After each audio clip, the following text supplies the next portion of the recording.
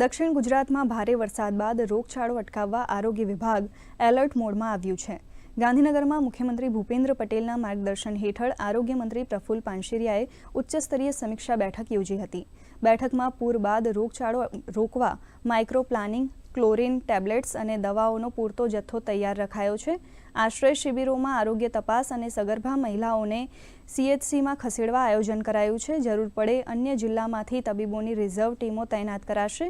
તો મંત્રી પ્રફુલ્લ પાનશેરિયા ગ્રાઉન્ડ લેવલની સમીક્ષા માટે સુરત અને નવસારી રવાના થયા છે।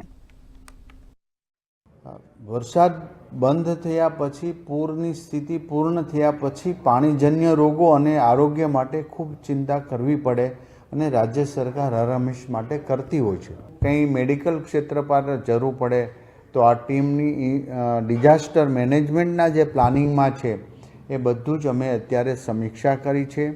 સંપૂર્ણપણે તૈયાર થઈ ચૂકી છે। અમે આખી ટીમ દ્વારા પાણીજન્ય રોગ ન થાય અને રોગચાળો પછી ન થાય, વરસાદ આવ્યા પછી એની પૂરતી કાળજી આરોગ્ય વિભાગ લે એ હેતુસર તમામ પાસાઓથી ચકાસણી કરીને અગાઉના પાણી આવ્યા પછીની જે પ્રવૃત્તિ કરી છે, ગ્રાઉન્ડ લેવલ પર જઈને પણ અમે એ સમીક્ષા કરીને વધુ જરૂરિયાત હોય આરોગ્ય ક્ષેત્રે એ અમે કરવા પ્રતિબદ્ધ છીએ।